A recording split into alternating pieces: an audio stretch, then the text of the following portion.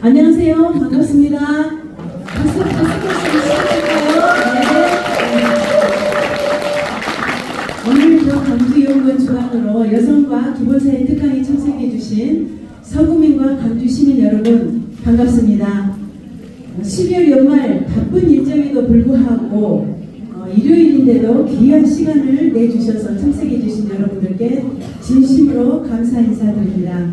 잠시 후 3시부터 더 광주연구원 광희원 원장의 특강이 시작될 예정입니다.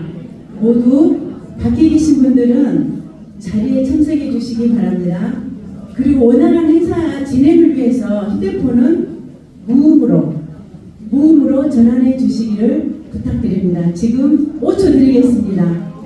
무음으로 전환해 주십시오.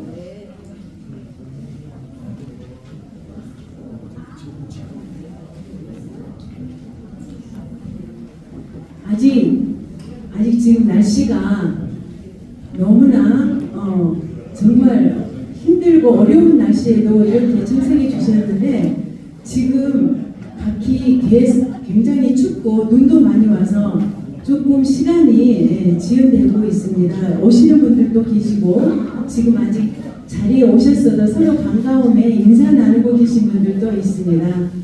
네, 이제 강의가 시작될 예정이니 자리를 좀 정돈해 주시고요. 먼저 인사 올리겠습니다. 진행을 맡은 저는 지난 8대 광주광역시의회 부의장 일을 마친 정순애 의원입니다. 여러분들께 인사드리겠습니다.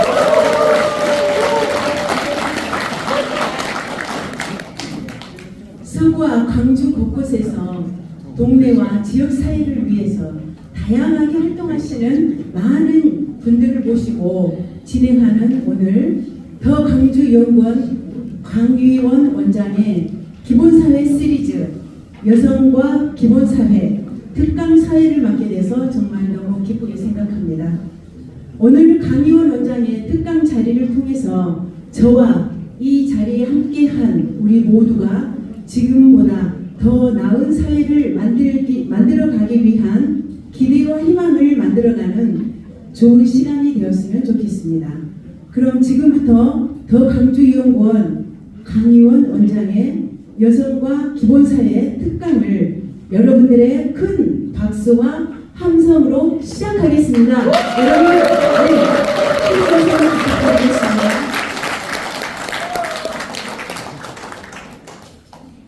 잠깐만 좀 기다리십시오. 조금만 기다리시면 되겠습니다.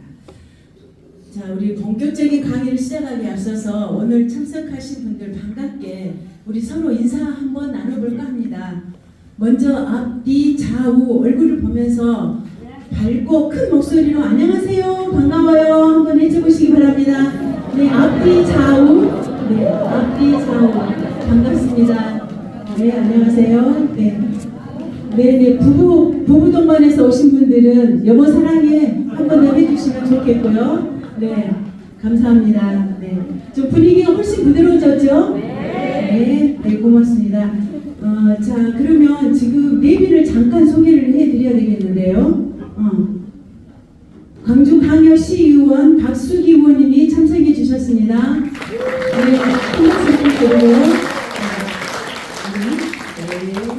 우리 강산구에서도 오셨는데요. 자, 그리고 또 한 분이 오셨는데 어디로 가셨지? 안 계시네? 사모님. 네, 우리 강의원 원장님 한 지붕 아래 같이 살고 계신 우리 사모님이세요. 이름도 얼른 본인이 말씀하시고 인사하십시오. 네. 반갑습니다. 양효라입니다.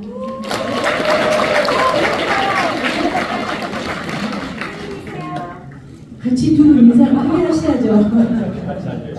같이 인사. 인사드리겠습니다. 네.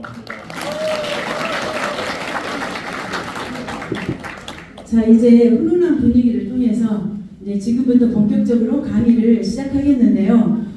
시작에 앞서 오늘 강사가 어떤 분인지를 또 소개를 해드려야 되잖아요. 네, 소개를 하도록 하겠습니다. 더 광주연구원 강희원 원장님은 현재 더불어민주당 이재명 당대표 특보를 맡고 있고요. 지금 기본사회위원회 부위원장, 이 위원장은 당연히 이재명 당대표이십니다. 더민주 전국 혁신회의 공동 대표도 맡고 있습니다. 또 있어요. 유명한 유튜브 채널 새날TV 아시죠? 네, 새날TV 또 박시양TV의 고정 패널이기도 합니다. 더불어민주당의 혁신과 당 발전을 위해 발이 닿도록 뛰고 있는 전국구 유명인사입니다. 네, 오늘 이분 강의를 듣고자 이 자리에 참석해 주신 여러분들의 큰 박수와 함성으로 강희연 원장님을 모시도록 하겠습니다. 네, 감사합니다.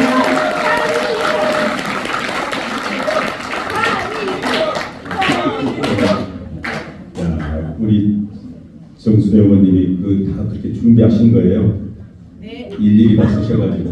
야, 새날 TV 고정 패널이라는 소개를 오늘 제가 처음 받은 것 같습니다. 네, 반갑습니다. 강 의원입니다.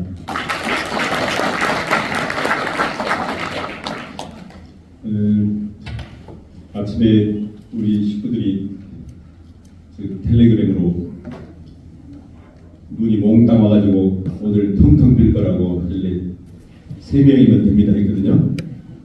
3분만 오시면 얘기하겠다 했더니 이렇게 많이 와주셔서 고맙습니다. 여성과 기본 사이니까 남성들은 나가주시기 바라겠습니다.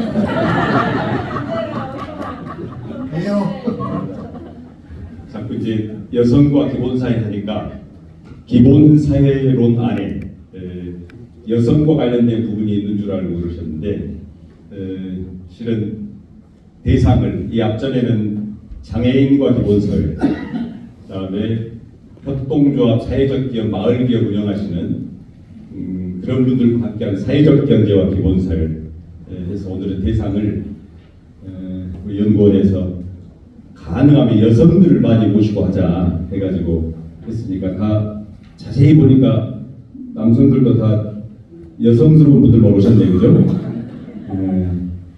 그래서 짧게 말씀드리고 질의응답하고 그렇게 하겠습니다. 제일 뒤에서 보이십니까? 위에 올라갈까요? 네.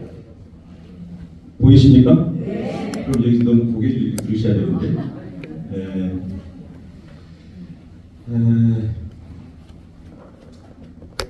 제가 실은 어제 그제부터 감기 기운이 있더니 오늘 아침에 몸살까지 와가지고 콧물이 줄줄 나왔었는데 여기 DJ 컨벤션 딱 들어올 때부터 콧물이 딱 멈췄네요. 강의 끝나면 또 콧물이 시작될 것 같은데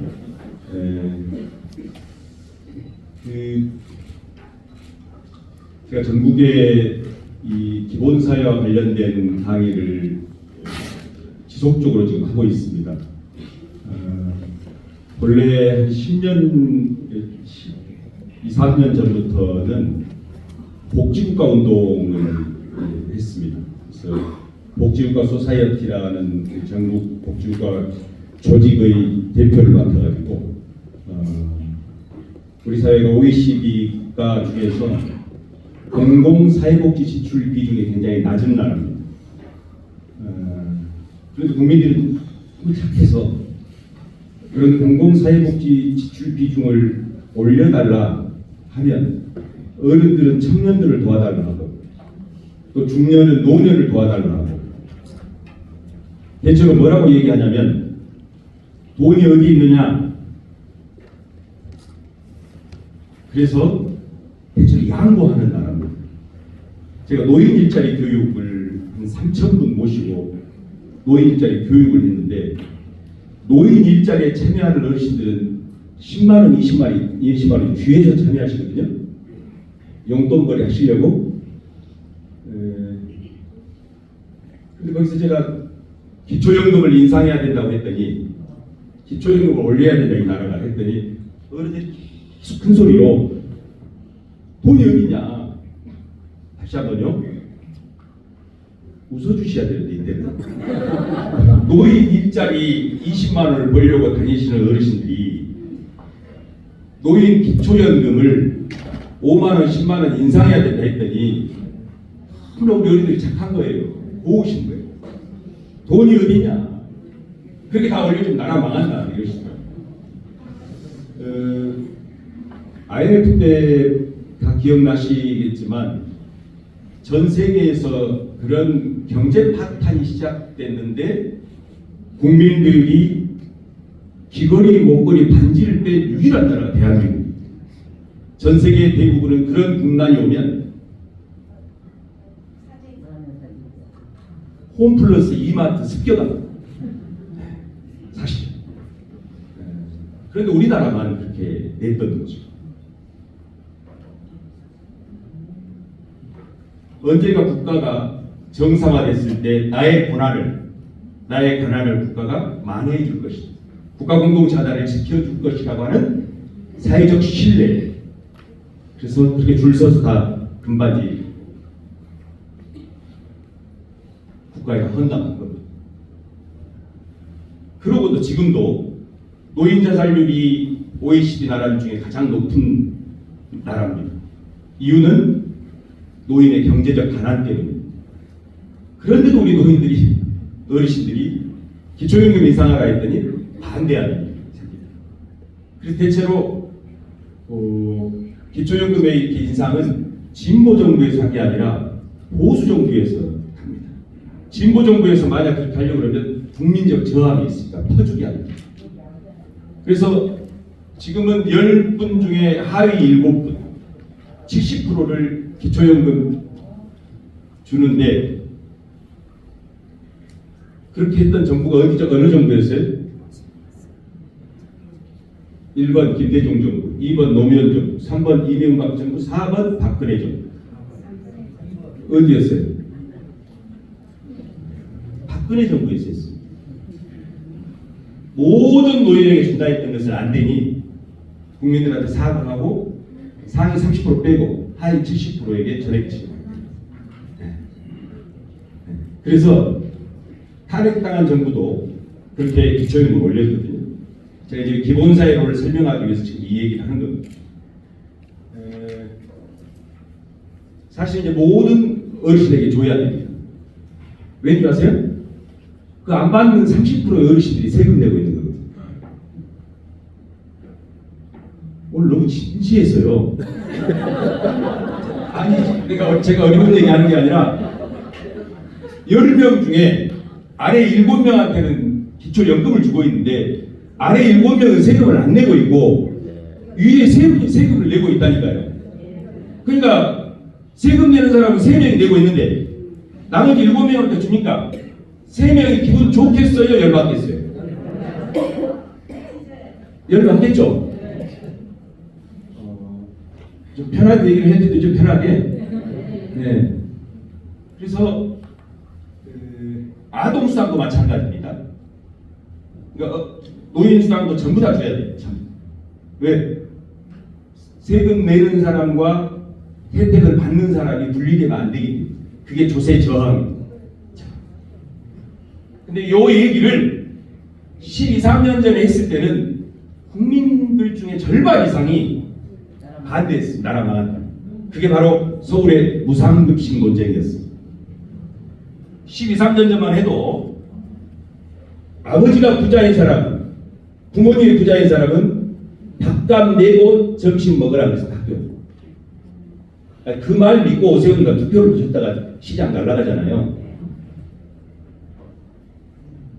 다 잊어버리셨구나. 근데 무상급식 논쟁 기억나시죠? 네. 제가 이제 강의를 다녀보면 그때도 1년에 한 200회씩 강의를 했거든요. 전국에. 그래서 손을 들어보라고 그래요. 제가 한번 여기서 해볼게요. 우리나라는 세금을 많이 내는 나라다. OECD 평균보다 적게 내는 나라다. 1번 많이 내는 나라다. 손 한번 들어주십시오. 많이 내는 나라다. 적게 내는 나라다. 많이 낸다고 생각하시는 분 손 한번 들어주십시오. 적게 내는 나라다.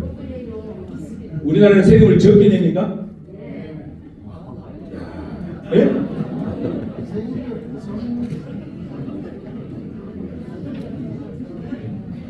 그러면 다시요. 우리나라 사람들은 세금을 많이 낸다고 생각하는 사람이 많다 이 말이죠. 자, 많이 내는지 적게 내는지는 모르겠는데 많이 낸다고 생각하는 사람이 많은 거죠. 오늘 걷어가도 몽땅 걷어가는 것 같죠. 네?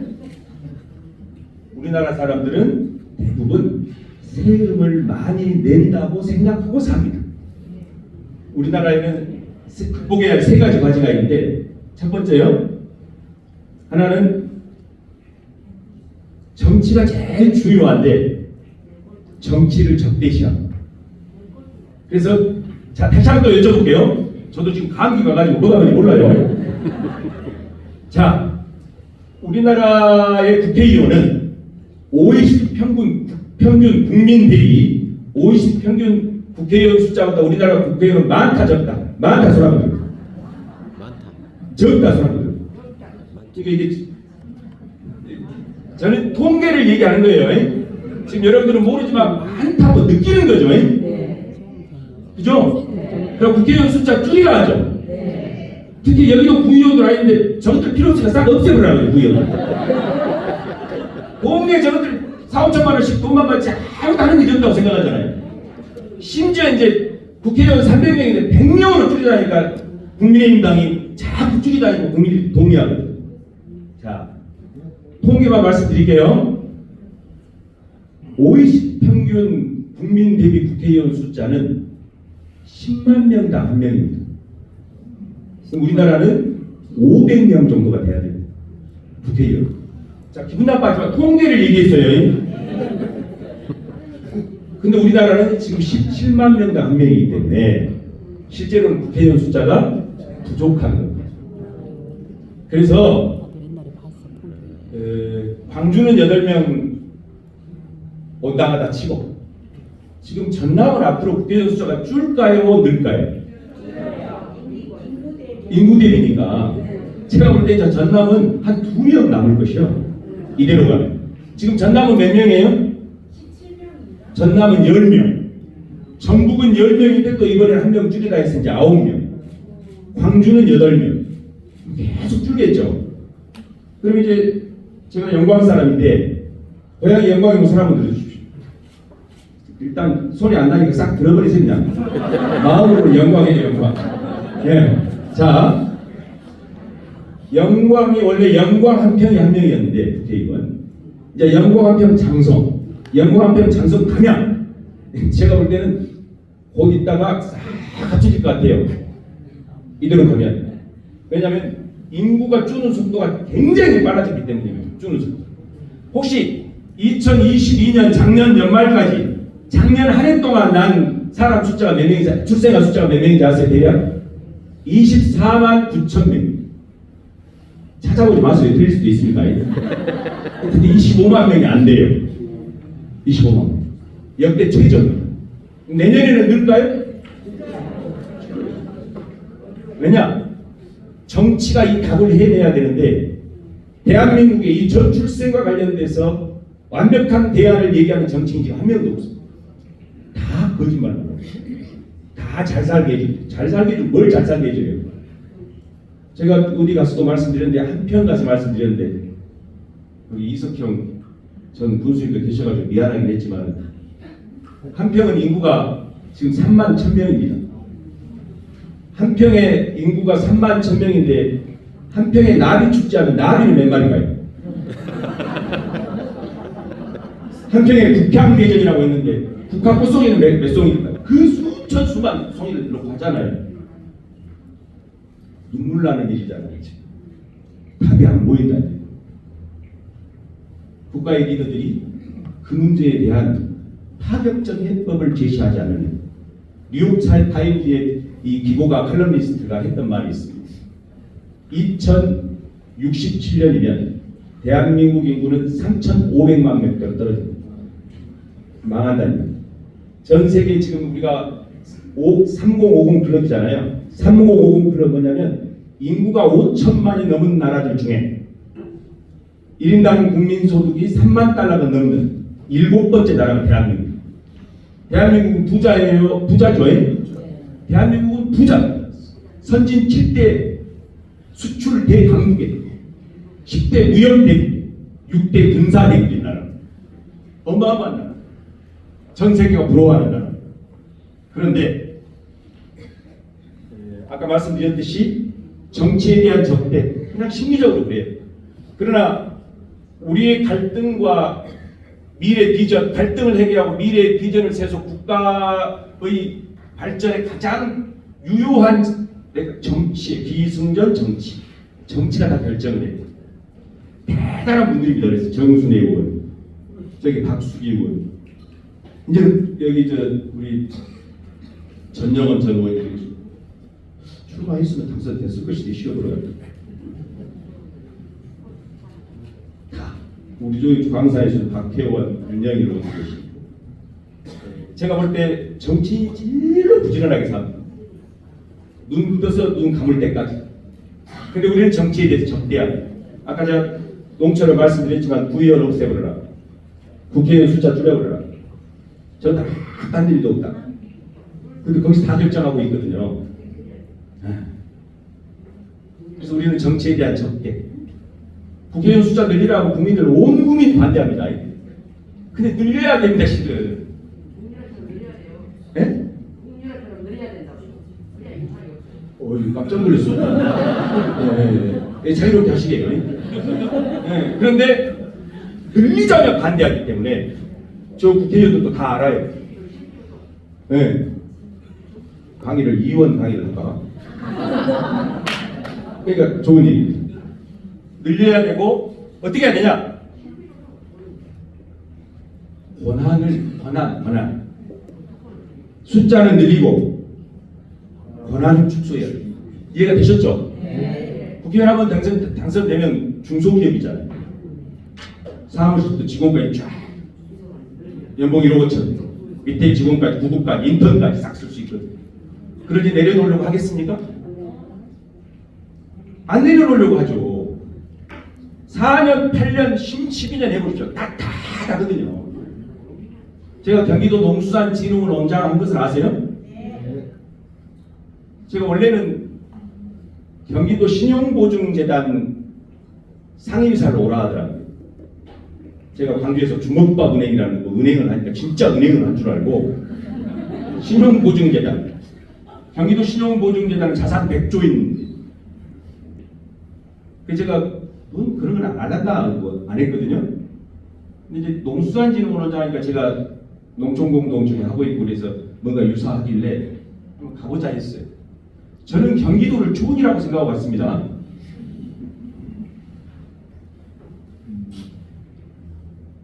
그냥 경기도 하면 촌인 줄 알았어, 진짜. 갔더니 내내 저를 소개하고 뭐라고 소개하냐면 저 아래 촌에서 왔다고 소개해요. 네. 저한테 광주는 우주였어요, 우주. 광주가 제일 큰 도시였어요. 경기도는 그냥 뭐 시골이 좀 갔는데, 제가 착각한 게 신용보증재단 상임이사를 했으면 경기도에서 제일 큰 산하기관이니까 연봉도 한 3배를 더 받거든요. 경기도 농수산진흥원을 갔더니 뒤에서 3번째더라고. 산하기관 중에요. 그래도 뒤에서 3번째도 광주로 보면 10배 되는 조직입니다. 예산이 2천억이니까. 경기도 얘기하니까 촌이라고 관심이 없으시구나. 그런데 모르고 올라갔거든요. 가서 느꼈어요. 야, 전라도 불쌍하다. 야, 우리끼리 막 치고받고 하고 있는데 정말 불쌍해. 경기도 전체 예산이 70조니까 본청과 31개 시군까지 본 시야가 다르고, 당시에 이재명 대표가 지사 시절에 자꾸 제가 광주에서는 혁신위원장을 시의 행정과 복지 혁신위원장을 맡았거든요. 이용섭 시장님 시절에. 그런데 여러 연구에서 정리해가지고 다 가면 광주는 항상 하는 말이 있어요. 참 좋은 생각인데 돈이 없다고. 항상. 그래서 몇 년 동안 활동했어도 바뀌어진 게 거의 없어요. 그런데 경기도로 가니까 좋은 생각을 가져오라고, 좋은 정책을 가져오라고, 지금까지 안 했던 정책, 새로운 시도를 해보자. 그래서 제가 경기도 와서 한 게 농촌 기본소득이거든요. 석 달 만에 가서 제가 돈을 500원만 주시거든요. 물론 500원 다 주진 않았지만 하여튼 잘못 광주에는 제가 농담으로 말씀드리지만 광주는 500억 달라고 시장님한테 가면 500대 맞습니다. 얘기가 왔다 갔다 하고 있는데 어쨌든 조금 이따 제가 농촌기본소득도 말씀드리겠습니다만 정치 적대 해소해야 된다. 두 번째가 조세 저항인데요. 조세 저항. 우리나라는 아까 말씀드렸죠. 세금을 적게 내고 있는데 많이 내고 이렇게 착각하고 있다. 그래서 우리는 각종 공제를 해달라고 합니다. 정권은. 우리 제일 연말 소득공제 해달라고 그러죠. 소득공제. 제가 예전부터 말씀드렸지만 제가 강의할 때 자꾸 강하면 손을 본다대요. 예. 소득공제는 가난한 사람들이 혜택을 많이 받을까요? 부자들이 혜택을 많이 받을까요? 각종 공제 제도를 없애야 됩니다. 근데 우리는 그거 현금으로 나오는 얼마를 받기 위해서 고작 해봐야 몇십만 원 받는데 그럼 상위 1%는 얼마나 많은 공제를 받아버려요. 소득 상위 1%. 뭔가 속고 있는 거예요. 왜 그랬을까요? 왜 자꾸 공제 제도를 늘려왔을까요? 정권의 정통성이 약한 그간의 역대 정부에서 자꾸 항의하고 밀어붙이니까 이것 좀 떼주고 저것 좀 떼주고 공제하다 이렇게 된 겁니다. 그럼 그 공제 혜택은 모든 국민이 고루 누리는 것 같지만 실제로는 비율로 보면 특정 소수가 독점하고 있는 꼴이 됩니다. 조세 저항이 심하다. 우리가 보통 조세 부담률이 25%, 프랑스 31%, 북유럽으로 갈수록 50% 육박하는 나라가 있습니다. 저항하지 않습니다. 왜 저항하지 않을까요? 근데 왜 우리나라는 조세 저항이 심할까요? 그렇죠. 맞습니다. 내가 낸 세금이 내가 말 듣고 사는 내 공동체에 정의롭게 쓰이고 있으리라는 신뢰가 없기 때문입니다. 그래서 어떻게 생각하냐? 내가 내 가족을 지킨다. 최대한 국가에 덜 뺏겨야 돼. 그래서 각종 비법과 기술을 통해서 세금을 덜 내려고 우리는 노력한다. 정당에 쓰인다면 그러지 않는데 왜 그랬을까요? 국가가 그렇게 국민들의 인식을 왜곡시켜놨기 때문입니다. 그래서 우리가 제일 자주 하는 말이 뭔 말이에요? 10월 말 정도부터 되면 보도블럭 새로 깐다 해가지고 막 뭐라 하시잖아요. 주민들이 지나가면 어른들이 항상 그래요. 저 새끼들 아이고 100개 다 덮었다 100개 다 덮었다 연병을 하고 있는데 이런 얘기를 사방에 들어요. 연말만 되면 추워 죽겠는데 공사 중이라. 왜 그럴까요? 정해진 세금을 써야 되기 때문에. 그럼 경기도는 어떻게 했느냐? 성남시는 리더가 실국장을 다 불러서 전체 예산을 30% 차례 다 삭감한. 전에 저항했겠죠. 저항했는데 공무원들은 정말 대단한 분들이에요. 그 다음에 다 30%를 깎아갖고 예산을 가져왔어요. 그 예산을 쓴 거예요. 딴 데다가. 왜 그랬냐? 자, 가로등 예산이죠. 가로등. 제가 거기서 들은 얘기예요. 가로등 예산 다 깎으라니까. 예전에는 예산이 딱 수립되면 가로등이 하나 깜빡 하더라도 하든 안 하든 간에 그 해에 전부 다 가로등을 바꿔야 돼요. 예산을 쓴다.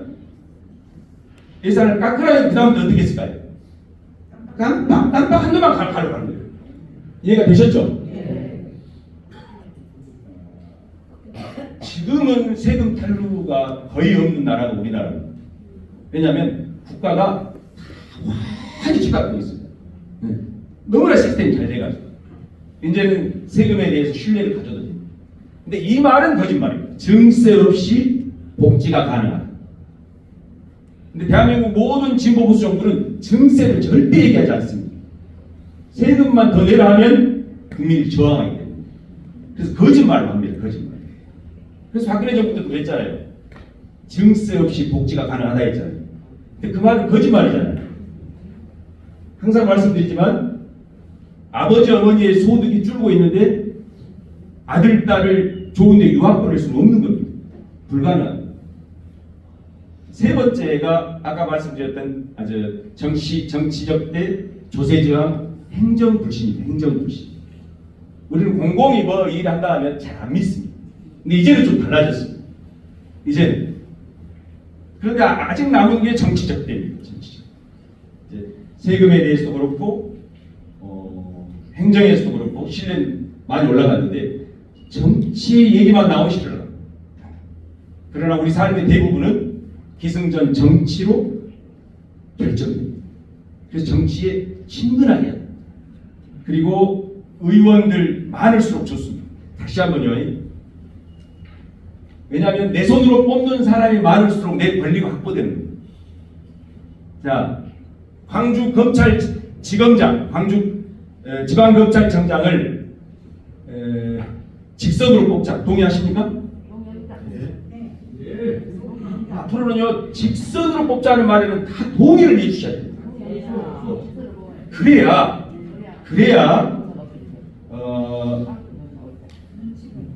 국민들 눈치를 보는 겁니다. 구의원, 시의원을 없애라고 안 됩니다.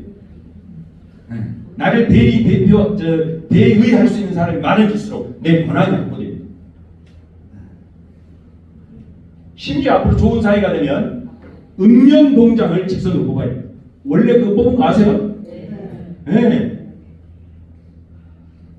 원래 쿠데타 이후에 사라진 거예요. 읍면동장. 직선으로 뽑는 그것이 시민자치이자 그게 구체적으로는 좋은 정치. 자, 아동수당도 마찬가지입니다. 복지부가 얘기하려고 합니다. 우리 사회는 충분히 그걸 대응할 수 있는 재정적 역량을 가지고 있습니다. 아까 말씀드렸잖아요. 인구 5천만 이상 3만 달러 되는 7번째 나라라고. 그래서 국가의 경제를 걱정하시면 안 됩니다.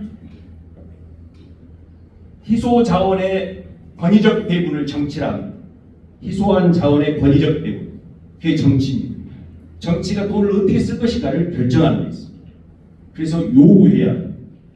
저출산 문제와 관련해서도 답이 다 나와 있습니다. 안 하고 있을 뿐입니다. 근데 국가를 그러면 국회의원들이 알아서 할 것 같냐? 절대 그러지 않습니다.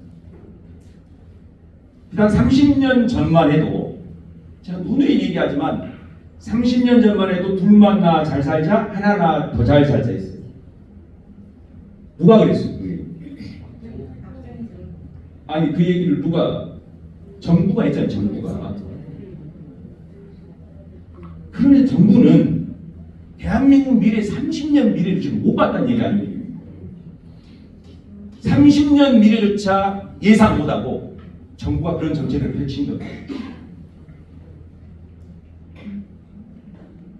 기본사회는 대한민국 미래사회 30년을 준비하자는 것인데 30년, 30, 40년 전에 그 고관 대장, 외국에서 공부했다고 하는 그 인구론과 관련해서 석박사들이 그 고시 패스한 사람들이 정부에서 고작 내놓은 게 30년 미래 못 본 그런 정책적 패착을 한 겁니다.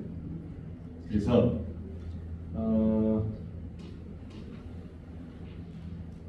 아동수당도 지금 미취학 아동 10만 원씩 주고 있거든요.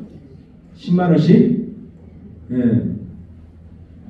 저는 그래서 제안하고 있습니다. 이 총선 공약에. 이제 인구 25만 명 출생아가 생기는 나라가 됐어요. 이렇게 해서는 해결이 안 됩니다. 물론 이 저출생 문제는 수도권 과밀, 대부분의 전문가들은 압축적 경쟁, 청년들이 수도권으로 다 몰리면서 경쟁사에 살아남기 위해서 결혼을 못하고 있습니다. 그리고 실제로 집을 살 수도 없습니다. 이런 국가 균형 발전이라고 하는 계획이 세워져야 되겠지만 우선은 응급 처방이 필요합니다. 이제 아이를 낳으면 초등학교 들어가기 전까지 월 100만 원씩 출산수당을 줘야 돼요. 그리고 아동수당은 지금 10만 원씩 주고 있는데 만 18세까지 줘야 돼요. 제가 왜 이 주장을 몇 년 전부터 계속 하고 있냐면 저도 설계가 잘 안 됐던 건데, 자, 지금 또 몇몇 분이 눈빛이 나가 망한 건데, 다 퍼주라고요. 그리고 또 몇몇 분은 우리 손주는 딱 이번에 들어가버렸는데 초등학교 1학년. 한발 늦네. 그리고 이제 몇몇 분은 그렇게 나가면 그렇게 준다 하면 어떻게 우리도 한 번 더 노력해볼까 이런 것도 있고. 세금의 효능감 때문에 그렇습니다. 10만 원씩 못 주더라도 적게 넓게 줘야 돼. 적게 넓게. 그래야 사람들이 적어도 10만 원씩 한꺼번에 못하면 5만 원씩에서 보상까지 줘야 되거든요. 5만 원씩. 이 얘기는 무슨 얘기냐면 세금을 내는 사람들이 야, 내가 이렇게 해가지고 사업해가지고 세금을 냈더니 그래도 내 아들, 내 손주에게 매월 이렇게 수당이 나오는구나. 그래서 세금을 많이 내는 사람들을 적대할 일이 아니라 이제는 자꾸 어디 막 기업을 욕할 일이 아니라 세금을 성실하게 내는 많은 사람들에게 박수를 보내죠. 이제 그런 나라가 더 압축적으로 올 겁니다. 이제 그래서 복지국가로 가자. 우리가 너무나 저복지국가에서 아까 말씀드렸듯이 공공사회적 지출 비중이 너무 낮기 때문에 청소년도 자살률이 높고 노인들도 자살률이 높고 지금은 자살률이 많이 낮아진 편입니다. 노인 자살률이. 이유는 기초연금이 인상돼서 그렇습니다. 기초연금이 제대로 나오지 않을 때는 유럽 노인 1명 죽을 때 대한민국 노인 4명이 있어요. 가장 높은 나라였어요. 근데 지금은 달라졌어요. 그런 처방이 필요한 사회가 왔거든요. 자, 그런데 기존의 복지국가는 직장이 있는 사람, 즉 고용이 완벽하게 이루어졌습니다. 기존의 복지국가는 그래서 완전 고용을 목표로 살았습니다. 완전 고용. 완전 고용. 다 직장이 있어야 돼요. 그러면 거기서 나중에 직장에서 그만뒀을 때 실업급여도 받을 수 있고 여러 의료보험 혜택도 받을 수 있고 다 직장 내에서 이루어지는 거였어요. 그런데 문제가 생겼습니다. 우리가 4차 산업혁명이라고 하는 새로운 혁명적인 산업 구조가 지금 대개편된다는 거 아닙니까? 산업 구조가 개편된다는 얘기는 지금보다 일자리가 는다는 얘기일까요? 준다는 얘기일까요? 예? 일자리가 준다는 얘기겠죠? 일자리가 줍니다. 일자리가 줄면 기존의 복지국가는 완전 고용을 목표로 일자리를 늘려서 모든 사람이 직장이 있게 됐을 때 혜택을 받을 수 있는 구조였어요. 근데 이제는 구조적으로 일자리가 줄어요.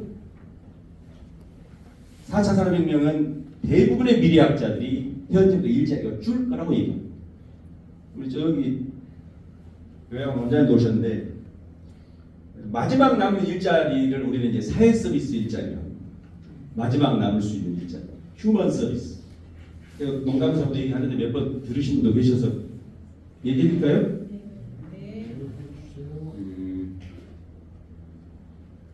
이제 집집마다 이게 투약 관리가 되면 기계가요, AI가 어르신들, 독거노인들도 당뇨약, 혈압약 이것을 다 관리합니다.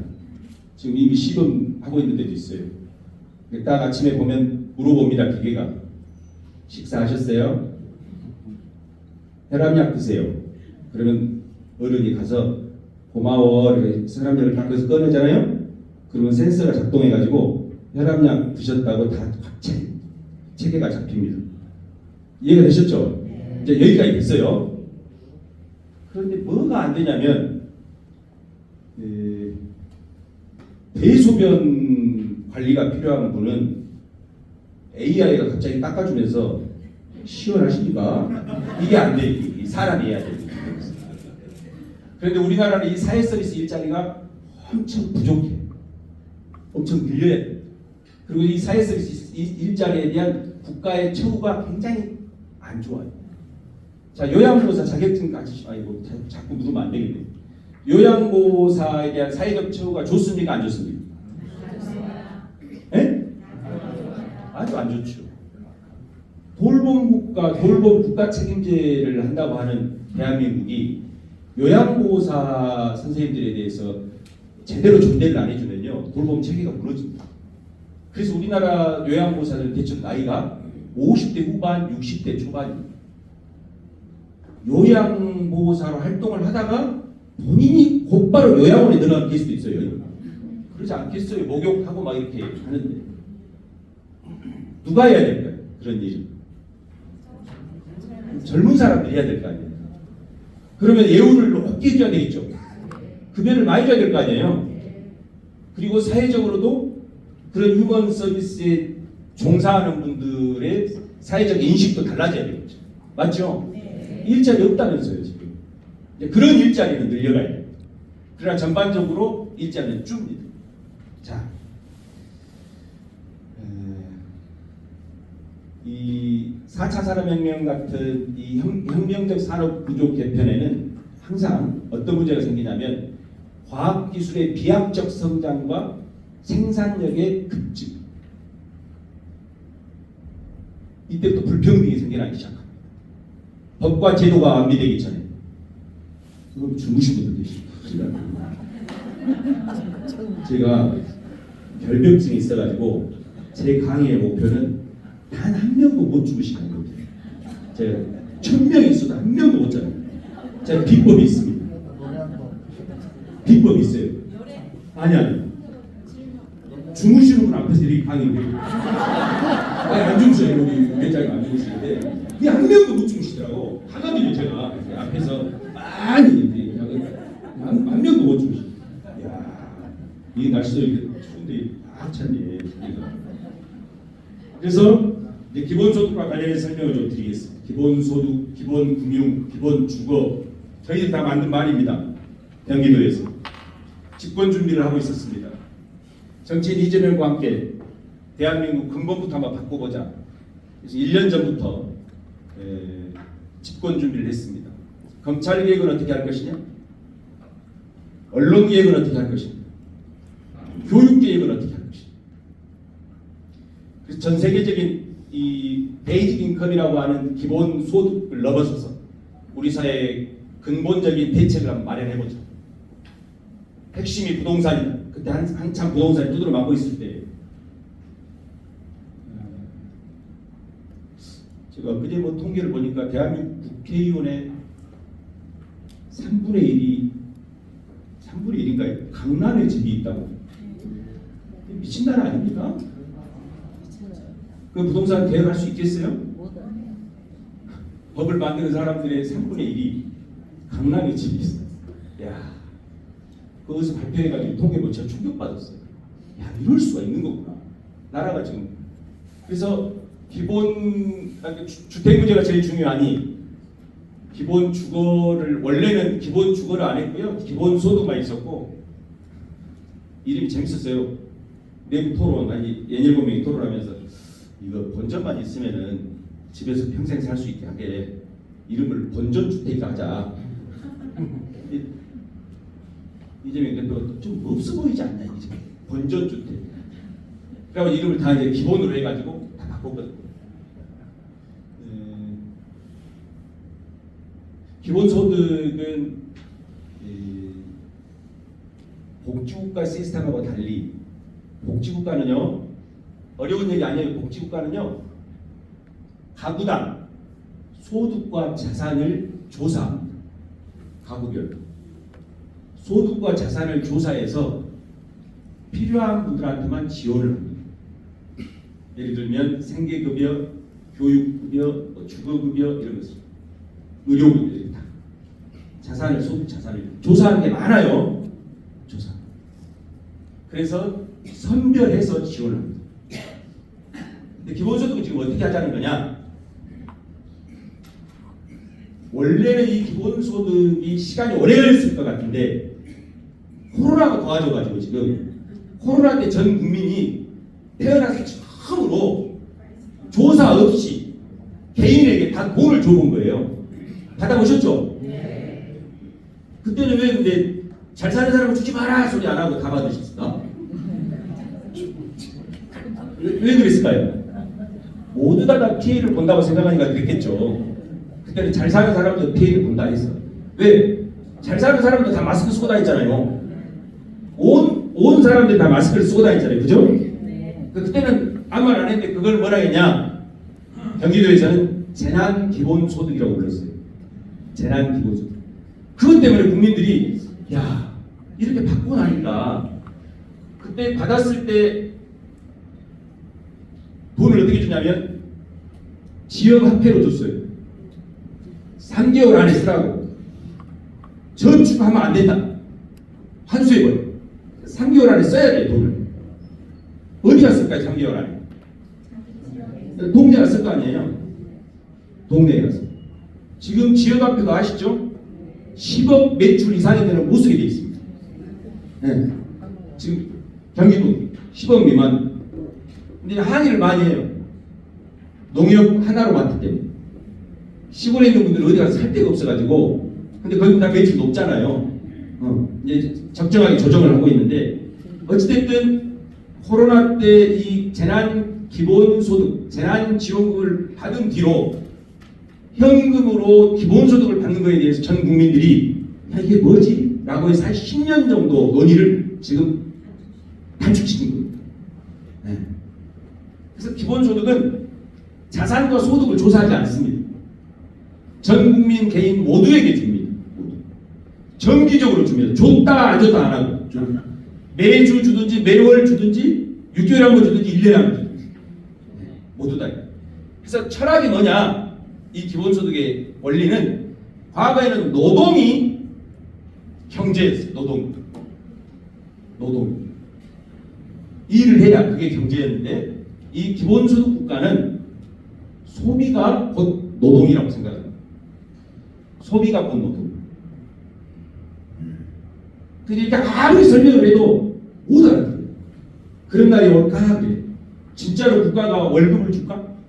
100만 원씩 아니면 200만 원씩 안 올 것 같죠? 전 세계에 이걸 완벽하게 구현하는 나라도 없어요. 그럼 우리는 자꾸 뭐라 하냐? 미국은 하냐? 영국하고 독일은 하냐? 이렇게 질문을 합니다. 갑자기. 아주 치명적인 사례죠. 우리는 늘 일본만 따라잡으면 선진국 된다 했잖아요. 근데 일본 다 따라잡았잖아요. 그 무슨 얘기냐면 주 6일제에서 주 5일제로 오는데 50년 걸립니다. 아니 토요일까지 일하다가 금요일로 오는데 50년 걸려요. 그때 뭐라 했어요? 언론이 주 5일 하자니까. 그렇죠. 나라만 알겠죠. 우리나라는 근면성실해야 되는데 저렇게 주장해갖고 일부에서 주장한단 말이죠. 어디 망한다 했잖아요. 지금 이제 주 4.5일제 논의되고 있죠. 지금 일부 기업에서 하고 있어요. 생산성도 증대됐다 하잖아요. 아픈 사람도 줄고. 이렇게 되면 의료의 사회적 비용이 줄어요. 몸이 아프면 의료보험 혜택 받아가지고 병원을 자주 갈 거 아니에요. 한 가지 또 설명을 해드릴까요? 우리나라는 노인 일자리가 제가 설명할 때마다 슬픈 일인데 노인 일자리가 청기 들어 백기 들어 일자리 아시죠? 그런 생각 없고 막 대단하시네. 학교 앞에서 신호등 이거 있잖아요. 근데 어르신들이 애들 학교 갈 때 일찍 그 8시부터 나가고 가면 어르신들 골병 들지. 특히 한여름에도. 그러니까 이제 어떻게 타협했냐? 아무 때나 가시오 이런 거예요. 어른들 힘드니까 관리하는 분들이. 그러니까 학교에 애들 다 등교해갖고 신호등 그게 앞에 아무도 안 다녀. 근데 어르신들만 한 10시에 장기 들어 백기 들어 하고 계셔요. 또 쓰레기 줍는 데는 조끼를 입혀주잖아요. 그죠? 노인 일자리 조끼 쓰레기 봉투하고 집게. 기분 좋아요 안 좋아요? 여러분들은 여러분의 부모님이 거리에 쓰레기를 줍고 있으면 어때요? 좋아요? 자, 자존감이 떨어지잖아요. 근데 어떻게 했냐? 외국에 보니까 집 앞에 공원을 5바퀴 도는 노인 일자리가 있어요. 집 앞에 5바퀴 꼭 돌아야 돼요. 이 양반이 나가라고 5바퀴 돌아. 해마다 도니까 돌도 보여, 풀도 보여, 쓰레기도 보여. 자기 일터잖아요. 그러니까 쓰레기도 주워 가다가 그러잖아요. 자기가 또 이게 계속 돌아야 되니까. 왜 그랬을까요? 그렇죠.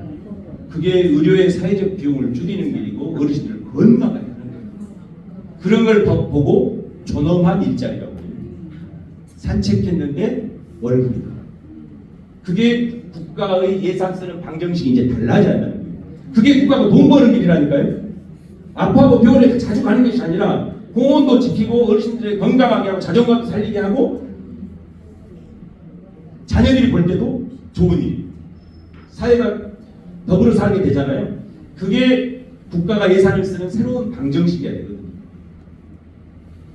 자, 4.5일제 저도 주장하고 있는데 이제 곧 주 4일제가 될 겁니다. 그건 국가의 선택이 아니라 필수입니다. 그러면 일자리는 줄었어요. 그리고 일하는 시간도 줄어요. 국가는 이 소득을 비용으로 생각하지 않고 국가가 경제를 살리는 돈으로 국민들한테 등록을 줘야 됩니다. 아까 말씀드렸죠. 최대 6개월 안에 쓰라고 해줘야 돼요. 6개월. 그리고 아까 말씀드렸듯이 큰 기업체 쓰는 게 아니라 본인이 골목에 쓰기 때문에 노인 기초연금이 지역경제를 활성화시키는 건 알고 계세요?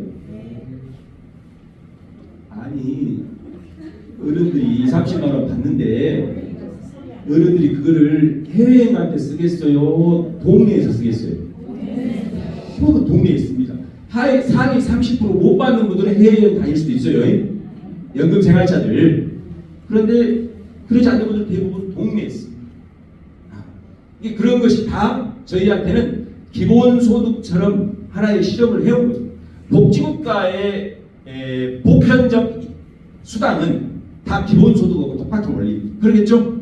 아동수당도 상위 10% 20%안 따지고 모두에게 주죠. 매월 주죠. 기초연금도 100% 줘야 한다는 얘기입니다.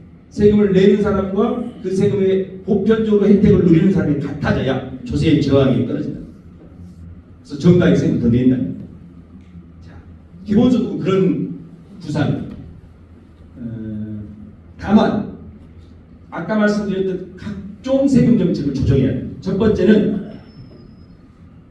서두에 말씀드렸듯이 공제되는 거 있죠. 돈. 이제 이런 것들 주장하면 안 됩니다.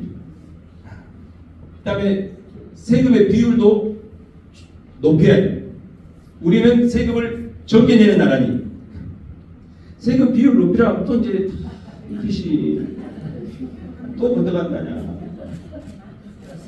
제가 이 광산구에서 그 차상위 계층 무슨 교육을 해달라 해서 갔더니 거기에 그분이 그러더라고요. 전라도 말로 아주 껍딱까지 100개 가버려라 이 새끼가 이러더라고. 그래서 아무리 생각해도 그분은 세금을 안 내. 차상위 계층이니까 그 교육도 국기로 하는 교육이에요. 그러니까 얼마나 내냐고 물어보면 모르는데 자기는 이렇게 본인이 상위 10% 정도에 드는 고소득자다라고 생각하지 않으면 대부분은 증세하자고 얘기해야 한다니까요. 그래야 나한테 오는 몫이 많다니까요. 나는 적게 내고 부자일수록 세금을 누진적으로 내기 때문에 모두 다 50만 원씩 더 내라 하는 게 아니라 부자일수록 훨씬 더 많이 내요. 그래서 기분 좋다지 않습니까? 전 국민 조세저항이 심하면 심할수록. 그래서 한 번만 따라서 해보세요. 오늘 제 강의를 처음 듣는 분이 있을 것 같아서 제가 지금 강의의 완성도가 50%밖에 안 됩니다. 식은땀은 나고 정신 하나도 없고 하필 강의 목살에다가 하필 제 아내까지 저를 눈으로 지켜보고 있거든요. 올 때 눈에 눈물이 그렁그렁 하길래 응원 한번 해. 왜 그래요?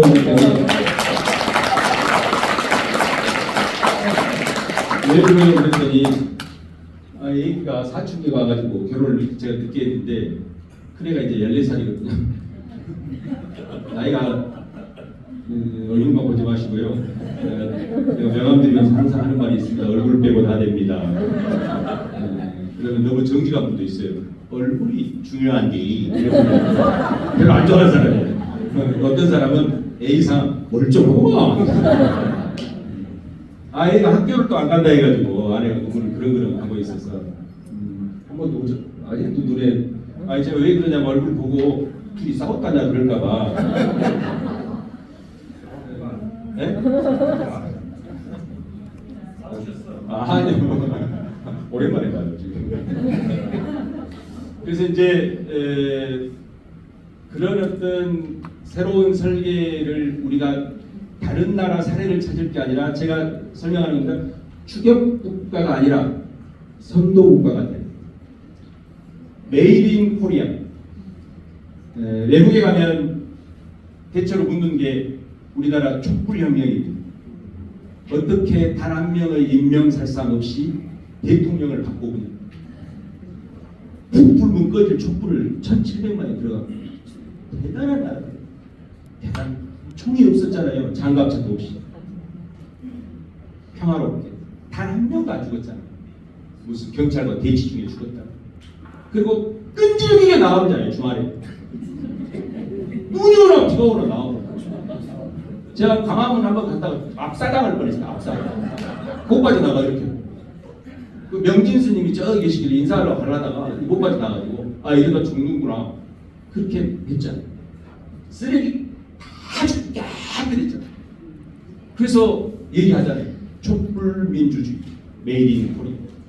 전 세계에 그런 광경을 못 보셨잖아요. 대단한 나라 아닙니까? 나라 망한다고 목걸이 풀어 금방 네.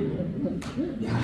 그런데 이제는 미국, 영국, 독일, 일본을 따라가는 것이 아니라 대한민국이 기본사회라고 하는 전 세계적인 모델 메이드 인 코리아로 만드는 선도국가가 돼야 된다.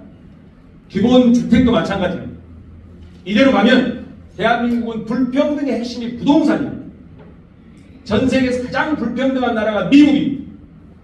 미국하고 소수점 내에 경쟁하는 나라가 대한민국입니다. 이 대한민국의 불평등 문제를 해결하지 못하면 대한민국은 늘 불행한 사회입니다. 미국은 주식 때문이지만 우리나라는 부동산 때문입니다. 대명 천지의 하늘중 땅만 사면 건물 하나 지으면 부자가 되는 이런 사회라면 누가 청년들이 공정하게 공부하고 일을 하려고 하겠습니다. 벌써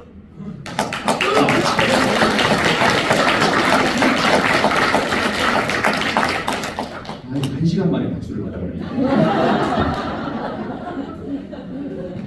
요 불평등 문제를 해결할 정치 집단이 필요하고 그건 그런데 3분의 1 강남에 집이 있었다는 얘기는 배려했다는 기대할 게 없었다는 얘기예요.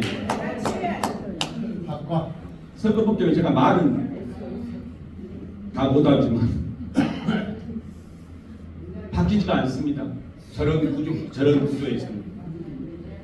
그래서 그 불평등 문제 해결해야 되고 그래서 기본 주거는 그런 겁니다. 더 이상 우리 청년들에게 집을 산터가 아니라 투기의 요소가 되지 않게 만드는 방법이 필요합니다. 출생을 예? 뭐라고요?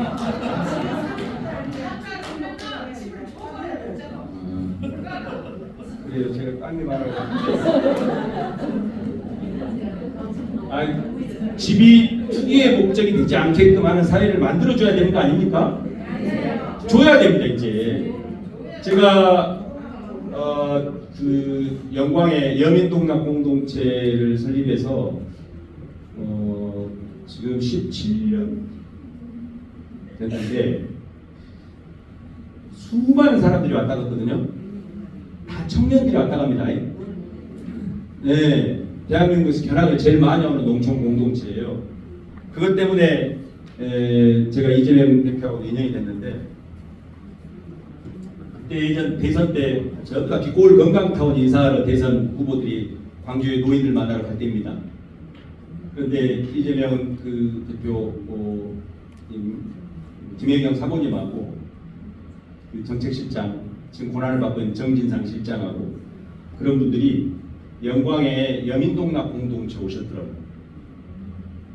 그때 우리 주간보호센터는 어른이 17분밖에 안 모시고 있거든요.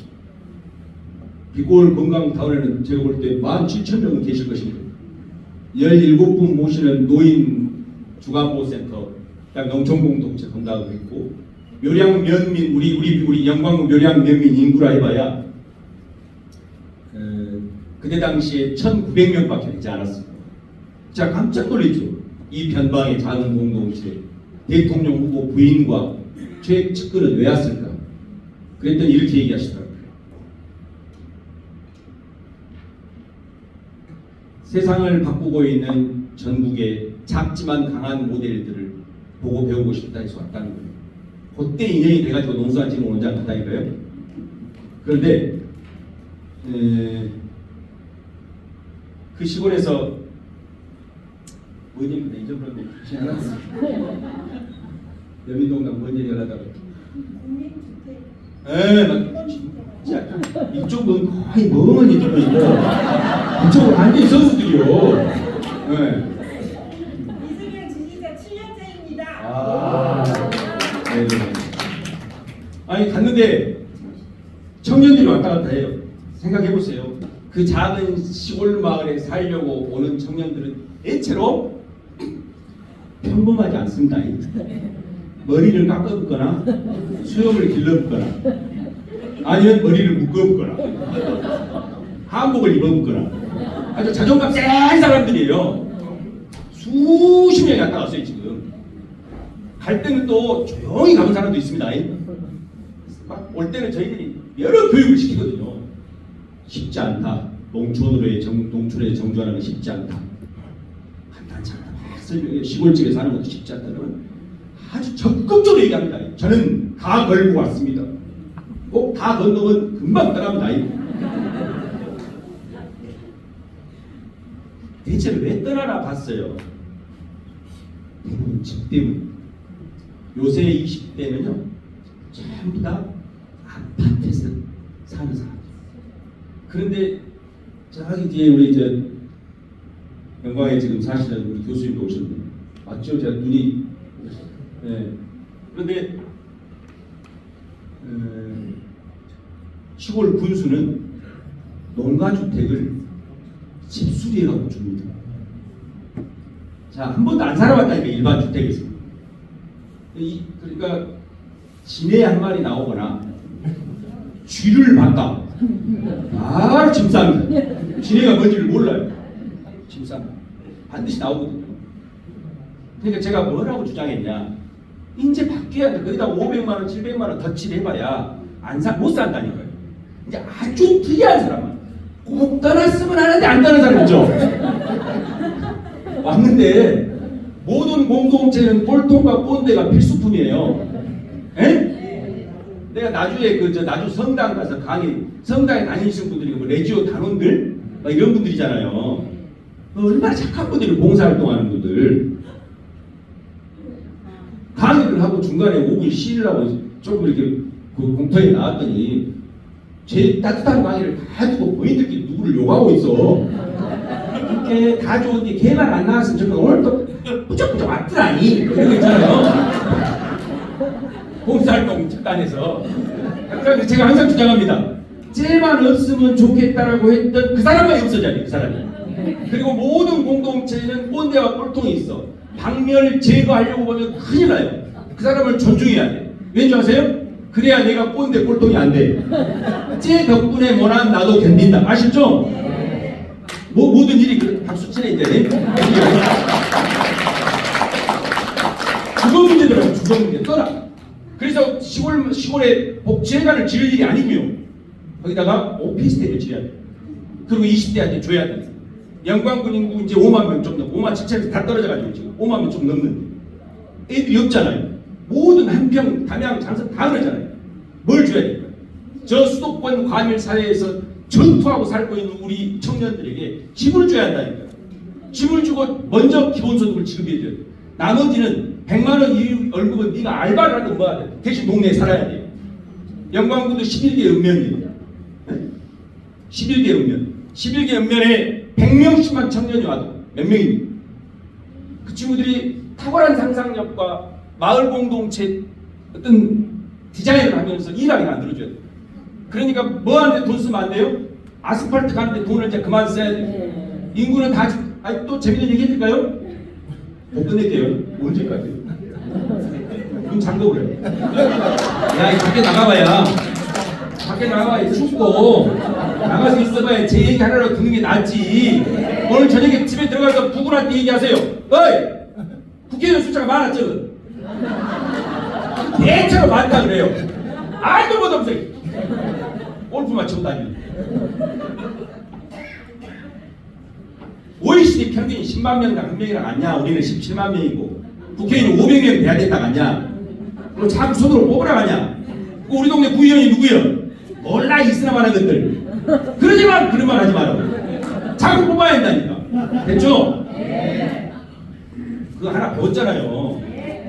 그러니까 잠깐 추우니까 따뜻한 얘기예요. 그래서 집을 그렇게 줘야 된다. 그러면 내려옵니다.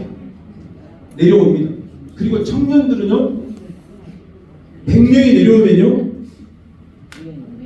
금방 150명으로 됩니다.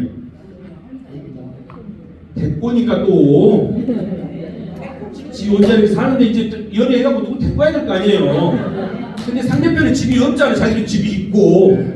이해가 되셨죠?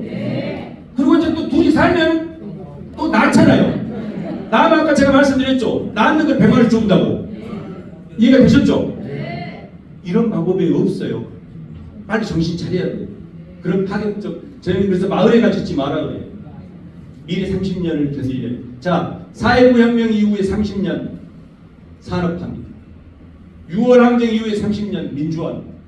이제 촛불혁명 이후에 30년은 기본사회로 가야 돼요. 대한민국 선도에서 기본 주거는 그렇게 해결하자. 청년도 살리고 출생률도 높이고 농촌도 살리고 변방도 살려야지. 메가시티 해법 같지만 메가시티 해법 같지만 그게 수세적인 해법입니다. 사실 안 되니까 그런 거 아닙니까? 안 되니까 이제 광주 전남도 묻고 전북 묻고 이제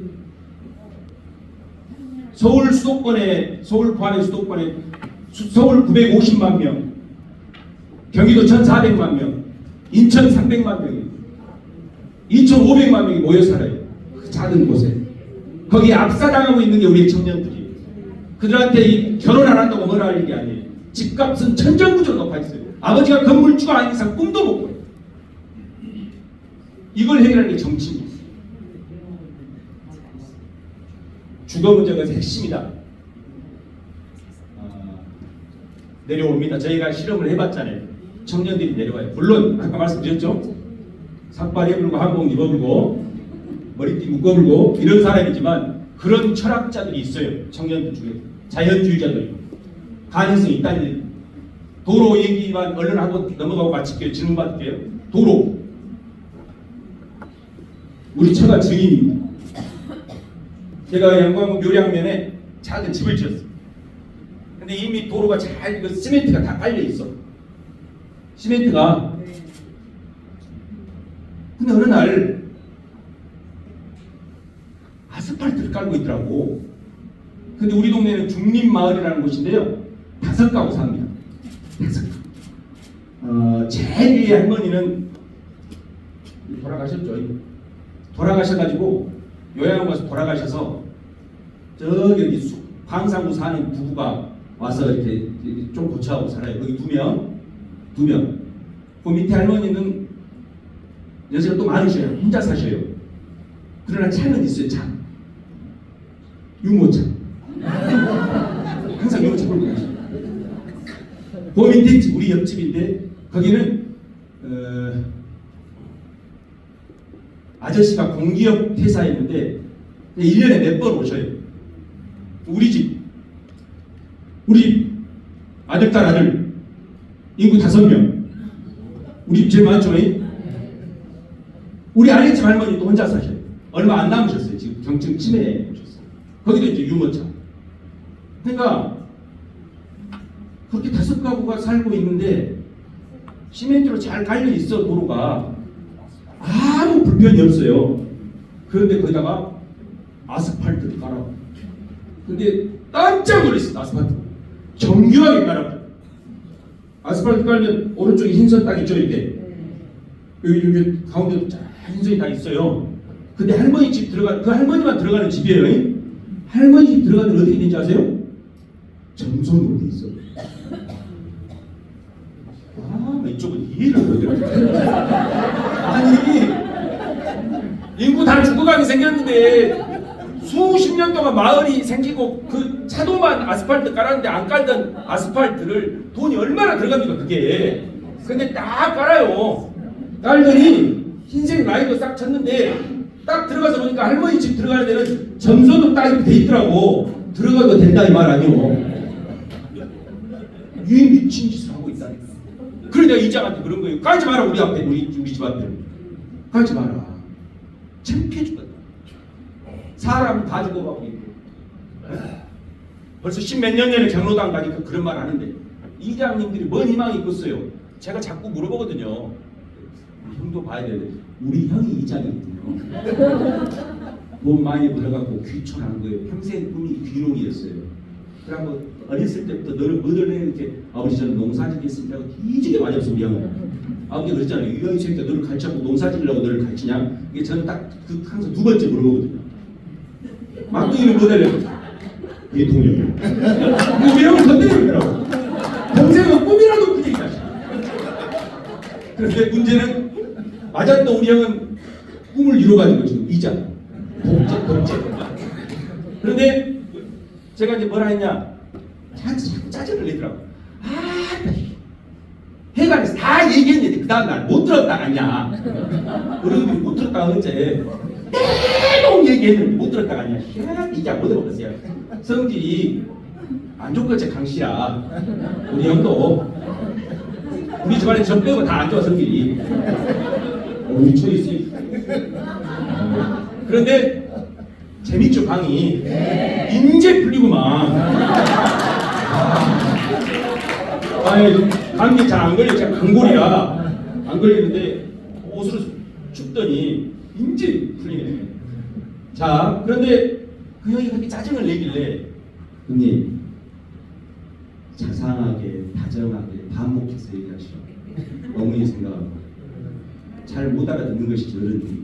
그래서 또 제가 노인복지 제가 사회복지 전문가인 건 아세요? 지금은 누가 오라게 갖고 악기를 안 내, 저 사람 누군지도 모르고 강의 듣는 분도 있죠. 그런데 제가 얘기했거든요. 자상하게 다정하게 반복했어야 돼요. 외부의 자극, 악성 자극이 노인들의 뇌 경화 속도를 3배로 빠르게 했어요. 그게 치매로 가는 지름길이에요. 그래서 며느리는 시어머니를 치매로 들게 하지 않지만 어머니를 사랑한다는 딸년이 하도 악성을 가고 딸이 치매로 들게. 왜? 아낀다는 마음으로 엄마! 그렇게 하지 말라니까. 아니 우리 누님이 그러더라고요. 우리 누님이 남동생이 어머니를 모시니까 남동생 부인을 뭐라 그래요? 올케라고 그래요?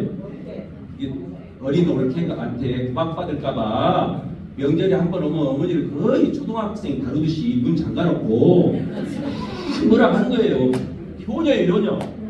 김치 갖고 보내고 그 올케한테 막 엉덩이에 용돈 넣어줘요. 아부하는 거지. 우리 엄마 잘 봐줘. 근데 정작 우리 누님은 어머니를 조져버리더라고. 앉혀놓고 막 그래. 엄마 빤스는 샤워할 때 주물주물하고 그렇게 널어야지. 밖에다 그렇게 하지 마. 그리고 엄마 영양제 있죠. 영양제는 방 안에 놓고 먹어요. 경옥고 홍삼 이런 거 있잖아요. 그런 거 드시고 있으면 며느리가 뭐라 해서 기분 좋을 때는 신랑하고 기분 좋을 때는 시어머니 그리고 신랑하고 기분 안 좋으면 뭐라 해요. 수천 년을 살라고 영양제를 노인들한테 이럴 거 아니냐.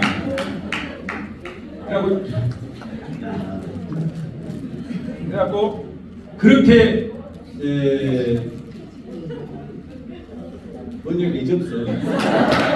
그래가지고 네, 그래서 제가 그렇게 아스팔트 깔 일이 아니다. 예산이 있다. 그러니까 한번 따라서 해보세요. 나도 낼 테니 너도 내거라. 여기 세금 전략. 나도 내라는 게 너도 내라. 이렇게. 그러면 엄청 무서워합니다. 그 말이. 왜? 아까 말씀드렸죠? 누진적으로 되니까. 그리고 그 돈으로 살거든요. 그래서 이제 세금 많이 내는 분들을 애우해줘요. 정말 명예심 다 애우해줘요. 자, 이제 그게 기본 주거 시골에도 그렇게 돈을 쓸 수 있다. 저기 하여튼 그렇게 해가지고 모델을 좀 만들었으면 좋겠다. 지역은 그랬으면 좋겠다. 기본 금융 설명 하고 드리겠습니다. 기본 금융은 뭐냐? 이게 이제 이재명 표 금융입니다. 제가 광주 주먹밥은행 명함의 주먹밥은행 은행장입니다. 국가는 늘 조사해서 지원합니다. 도와줘야 할 사람이가 안 도와줘야 할 사람. 그게 사람은요, 조사받고 누가 나 해부해가지고 돈 10만 원 주려고 하면, 그래서 생계급여를 받을 수 있는 국민기초생활보장 대상자가 되는 어른들임에도 불구하고 수급자 신청을 안 한 어른들이 있습니다. 그런 어른들이 뭐 주는 거예요? 폐지 줘. 폐지를 그렇게 하루 안에 주면 월 대충 얼마 번지 아세요? 네? 지금은 어쩔지 모르겠는데 제가 조사할 때는 7만 9천 원. 7만 9천. 그런데도 수급자 신청을 안 해버려요. 왜 안 할까요? 예? 예? 네. 그러니까 갑자기 잘 살다가 집안이 무너진 데 있어요. 아들이 사업하다 실패했거든. 그 동네 성당에 가서 또 교회에 가서 또 다 아들 자라고 살았어. 식당 내고 서울에서 고깃집에 돈 번다. 근데 어느 날 연사무소 가갖고 아들 망한 거 갖고 내가 먹고 살 일이 없어. 이것은 자존감이 높은 분들은 신청을 안 해버려. 왜? 자존심도 있는 데다가 자식들 욕보 있는. 이해가 되셨죠? 네. 자, 그런데 정치인 이재명도 그런 일이 있었던 거예요. 다 그 가족들이 청소했잖아요. 쓰레기 주고 폐지 주고 했잖아요. 아버지도. 어머니는 아시겠지만 화장실에서 옛날 공용터미널에 가듯이 소변 얼마, 대변 얼마 이렇게 했답니다. 근데 제가 주먹밥은행을 하면서 보니까 세상에는 돈이 1억, 2억 때문에 자살하는 게 아니고요.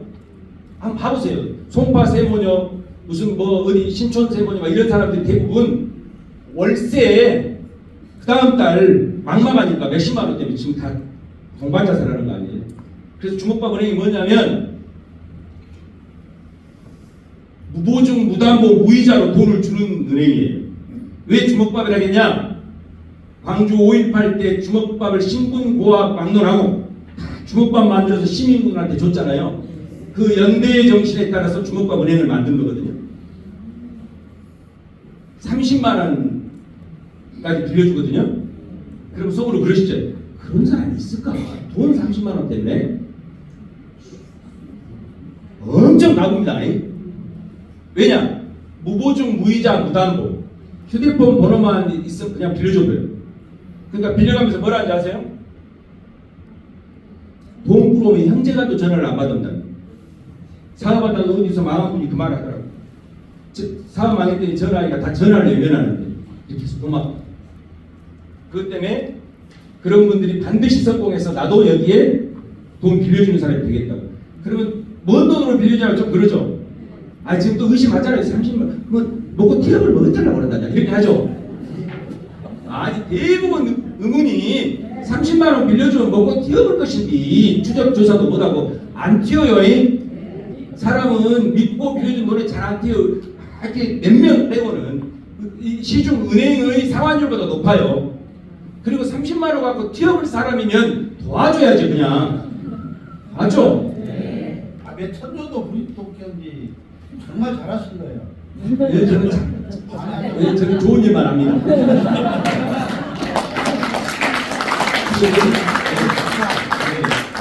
제가 축구 국제심플장 콘서트를 했잖아요. 네네. 저도 마이크 잡고 토크 콘서트를 한 사람입니다. 네. 당신은 사상가요.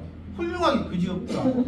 30만 원 뛰어먹으면 미국 토끼 한골 생각하면 되지 않습니까? 박수! 우리 영광에서 보셨는데 진짜로 영광의 국제 심판은 딱 한 분이거든요. 나중에 한번 마이크 잡고 모시도록 하겠습니다. 네. 마무리 짓겠습니다.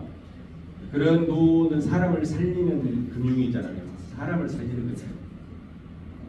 누군가 이 각박한 각자 도생의 사회에서 누군가 나를 믿고 돈을 저렇게 빌려주는 거예요.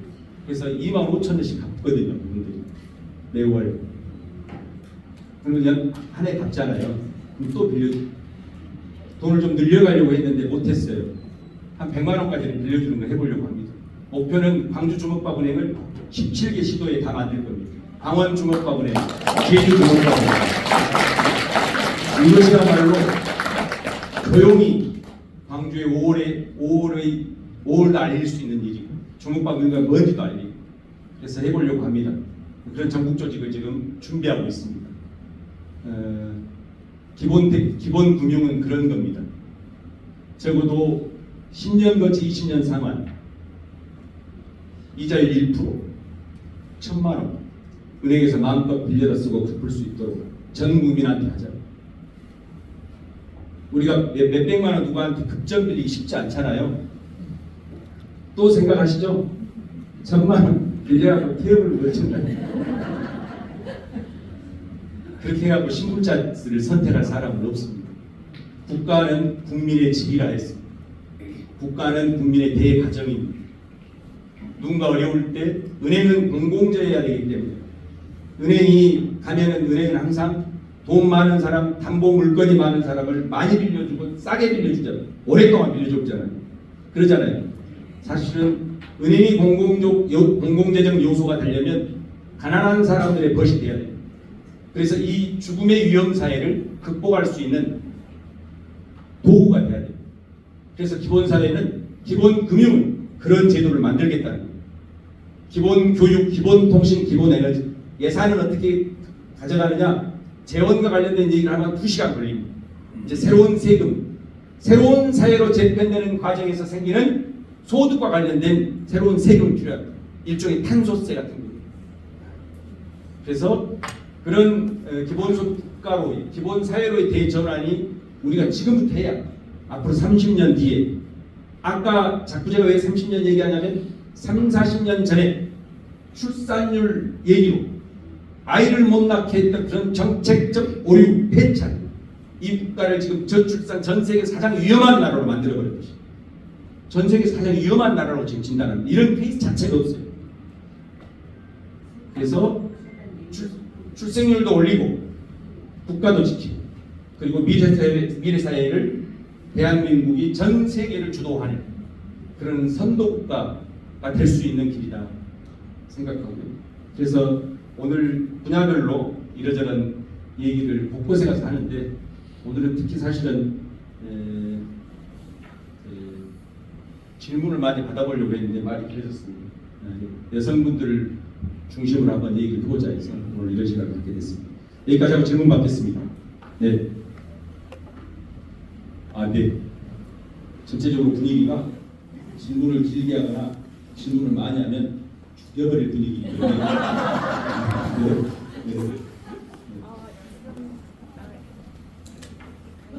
원장님께서 얘기하시는 주먹밥 은행하고 경기도 성남, 경기도에서 했던 이재명의 주빌리지 은행하고는 어떤 차이가 있고 규모 면에서도 주먹밥 은행이 작게 보이긴 하지만 어떤 차이가 있는지. 네.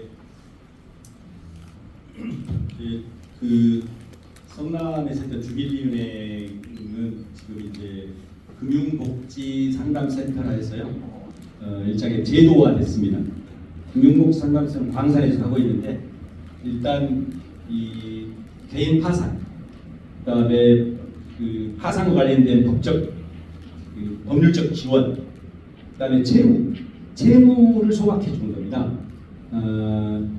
그래서 뭐 그런 일반적인 내용으로 지금 이제 금융복지상담센터로 해서 전남도 생기고 광산도 생기고 좀 했거든요.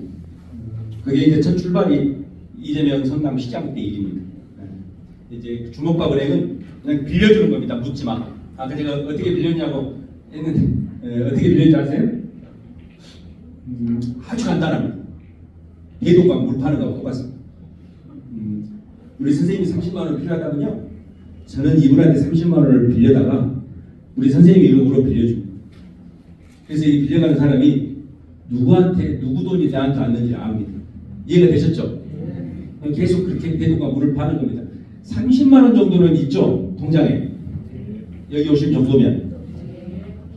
아니, 빌려달라 안 할게요. 눈빛이 뭘또 들어가려고 했구나. 얼마나 명예롭습니까? 명예롭잖아요. 광주시 정순의 광주 시민의 이름으로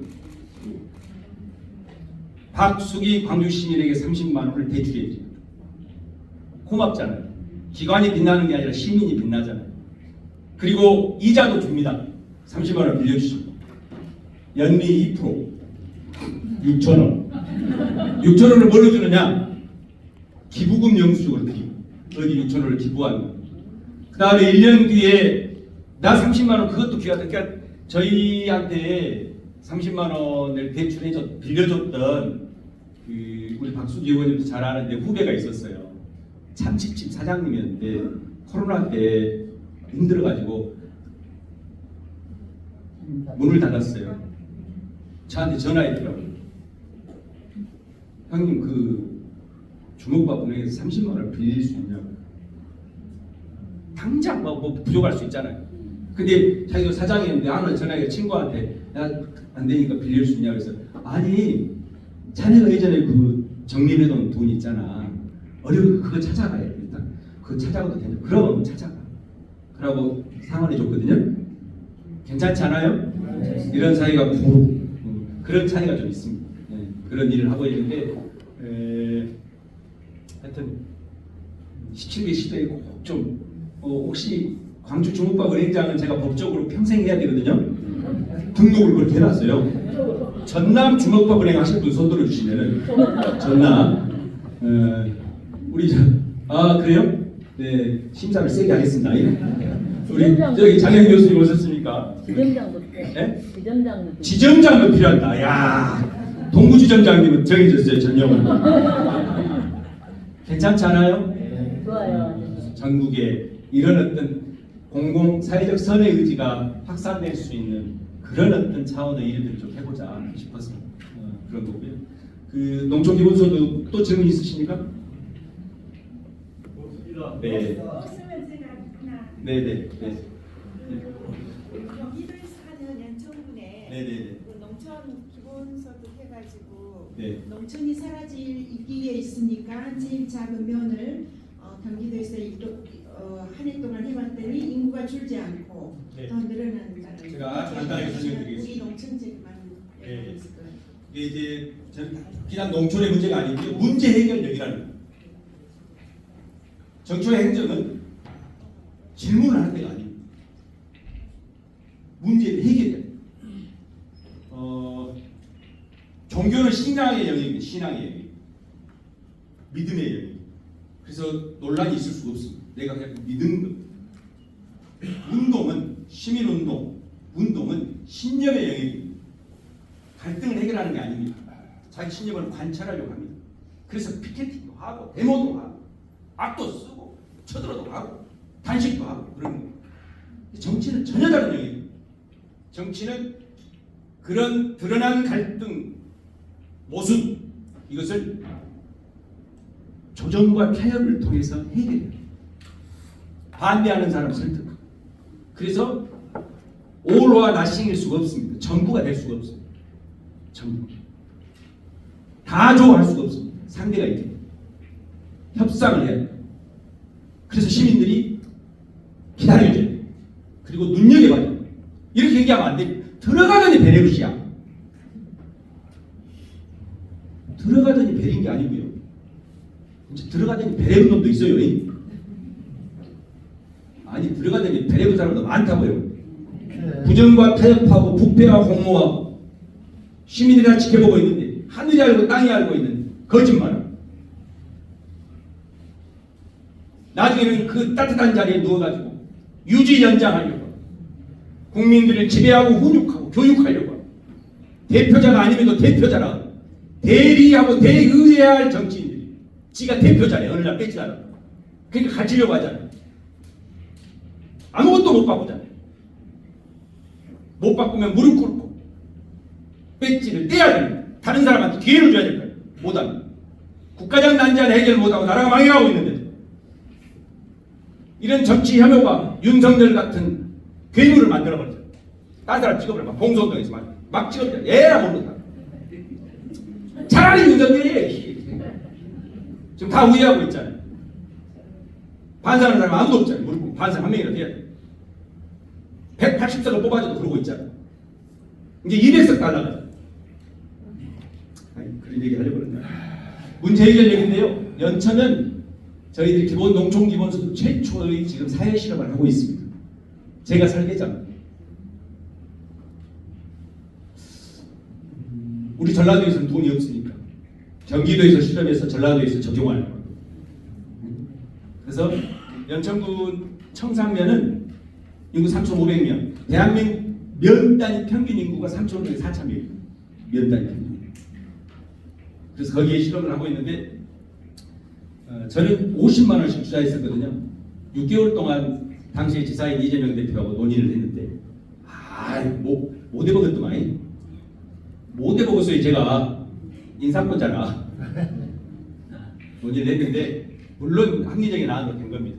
저는 50만 원씩 줘서 2년을 사회 실험하자 했고 대선 때도 좀 사회화 이슈가 되게 하려고 했더니 지사님은 15만 원씩 해서 10년을 주자. 그래서 지금은 15만 원씩 해서 5년 주기라고 2022년 작년 3월부터 지급을 합니다. 자, 출생시고 딱 한 번 줍니다. 15만 원 적은 돈 같지만 4인 가족은 다 휴대폰비 다 나가는 겁니다. 4인 가족 60만 원이잖아요. 한 사람당 연간 180만 원 5년이니까 얼마예요? 900만 원입니까? 5년 안에 통장에 900만 원을 누가 줬다고 생각해. 그죠?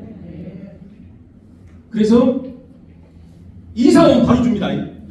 이사 오면 묻지도 따지도 않고 줘요. 또 이제 눈빛에 뭐라 하냐면 주소 좀 옮겨요. 우리나라 또 이렇게 주소 좀 옮겨요. 그럼 다시 해요. 그래갖고 그런 불신을 해소하기 위해서 촘촘하게 주민자치호지를 만들어놨습니다. 사냐 안 사냐. 주소지 남겨놓고 군대 가면 안 줍니다. 다 철저하게. 대학생들도 연천에다 청산면에다 주소 놔두고 저기 대학 다닐 수도 있잖아요. 그래서 그렇게 설계해가지고 하는데 인구가 늘고 있고 50연간 한 해 거기가 면에 52억인가가 불리기 때문에 근데 그 면에서 쓰고 있거든요. 면이 안 살아나겠어요? 빵집 생겼겠죠? 커피숍 생겼겠죠? 네. 그리고 인구도 늘고 있고 연천은 인구가 늘 수 없는 곳입니다. 연천은 겹경지대예요. 심지어 정치적으로 군수도 단 한 명도 민주당 해본 적이 없어요. 건국일에 한 번도 해본 적이 없어. 이해가 되셨죠? 그런데요. 그런데 이주가 늘고 있어요. 심지어 그 연천 국민들 만나면 하는 말이 있어요. 우리 동네는 버스보다 장갑차가 많아요. 그래서 5년 하고 있는 겁니다. 이제 그런 정치적 상상력을 통해서 파격적 실험, 입증된 안을 가지고 지역사회를 재구조하고 특히 광주도 먹고 사는 문제와 관련해서 너무너무 많은 제가 지난번에 기아차 이전과 관련된 토론회를 시의회에서 했습니다. 생각해봐야 돼요. 저희가 지금 25만 평 도심 한복판에 지금 있는 공장입니다. 그래서 새로운 공간 구조, 공공항 이전, 공항 이전부터 시작해서 광주를 어떻게 재구조할 것인가에 대한 지금부터 준비해야 10년 뒤에 살아봅니다. 우리가 논쟁하고 있으면 안 돼요. 정치는 그런 논쟁거리를 빨리 결정하고 시민들과 합의해서 속도감 있게 집행하는 거예요. 광주 그렇게 미래 산단 국가 산단 지정됐잖아요. 대설계가 지금 필요하고 대한민국도 마찬가지다. 이런 생각입니다. 여기까지 하겠습니다. 고맙습니다.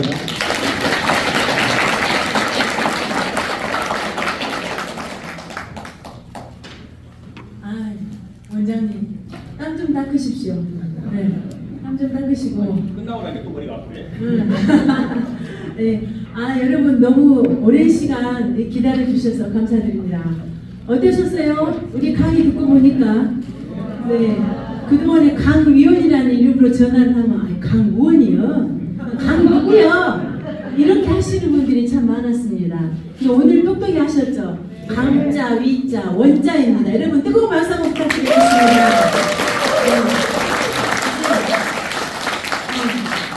좀 전에 우리 초대 손님으로 오신 분께서 이재명 대표님의 기본사회와 지금 강현 원장님의 그 기본사회 구조에 대해서 비교를 좀 해달라고 말씀하셔서 저도 많이 배웠습니다. 네, 아무튼 감사드리고 날씨도 이렇게 궂은데 오셔가지고 너무 감사드립니다. 그리고 이렇게 조금 소개하실 분이 좀 있어서 다시 말씀드리도록 하겠습니다. 광산구 의원 좀 전에 의원 그까짓거 뭐다 해나 이렇게 하셨댔잖아요. 그분들입니다. 아주 풀뿌리 민주주의를 진행하고 있는 광산구에서 오신 박혜원 의원님과 윤영일 의원님, 네, 인사해 주십시오. 너무 감사드립니다. 이렇게 기본사회에 대해서 관심 있으시고 또 여성과 기본사회를 했는데 또 이렇게 남성이 참여해 주셔서 너무 감사드리고요. 또 한 가지 좀 말씀을 좀 드릴 게 있습니다. 오늘 이 자리에 함께해 주신 여러분들께서 지금 여기 더광주 연구는 어디가 있지? 이렇게 좀 궁금해 하시죠? 네. 거기가 저기 서구 죽봉대로 본 주소는 37번지인데 유명한 것은 하이버 빌딩입니다. 이덕화 씨가 지금 선전을 많이 하고 있잖아요. 거기 신세계 백화점 바로 앞에 교원 공제가 있는데 그 효관이 있는데 그 바로 앞에 하이버 빌딩이 있습니다. 또 화정 3일 아파트 바로 앞쪽입니다. 여러분들 기억해 주셨다고 직장에 다니시는 분들은 저녁에도 오셔도 됩니다. 항상 저희 더광주 연구원은 문이 열려 있으니까 여러분들께서 지나가시다가 꼭 들려서 차 한잔도 하시고 또 이 사무실에서 이렇게 열심히 일을 하고 계시는 우리 사무실 직원들도 격려도 좀 해주시고 저도 좀 보러 와주세요. 네, 부탁드립니다. 네, 감사합니다. 그리고 이번에 또 한 가지 안내 말씀드릴 게 있습니다. 우리가 토요일 날 푸나가 진행하는 유튜브 새날이 광주를 찾습니다. 12월 23일 토요일 오후 2시 김대중 컴퓨터 센터 바로 여기 꽃장 옆에 있습니다. 5.18 민주화운동교육관 1층 대강의실에서 진행을 하는데 푸나와 강의원 특보가 함께합니다. 유튜브 채널에도 많은 관심을 좀 가져주시고 또 여러분들이 끝까지 23일에도 응원을 해주시면 너무 감사드리겠습니다. 이용권 휴대폰? 뭐예요? 특보님 노래 진행? 누가 지금 이런 제안을 해주셨는데 특보님이 또 노래를 아주 잘하신다네요. 네, 특보님 노래 한번 부탁드려볼까요? 제가 오늘 1시간인지 모르고 강의를 했어요. 다 1시간 말고 오신 거예요? 네. 보통 제가 강의 가면 2시간 하거든요. 그래서 일찍 끝낸다고 끝낸 건데 너무 죄송합니다. 그리고 그랬구나. 근데 왜 안 가시고 계속 강의를 듣고 계셨어요? 문 잠그라 그랬잖아요. 문 잠그라 해갖고 오늘 다 착한 분들이시네요. 따뜻하고 무준한 강의를 자기는 왜 달라 이 말입니다. 됐습니까? 사진 한 번 좀 부탁드리겠습니다. 여러분 혹시 이쪽으로 나오실 수 있어요? 아니면 후보님께서 안으로 들어가시고 여기서 사진을 좀 찍으시죠. 어떻게 하시려고요? 여기 뒤에 자 그러면 자 사진을 어떻게 찍으시는 게 좋겠어요? 앞에서 한 수막 잡아주시면은 앞에 한 줄만 나오시고 이거 빨리 잡아주세요. 네. 앉으세요. 진짜 손 들고 계십시오. 자, 다 같이 손 들고 가운데 앉으세요. 가운데 좀 오세요.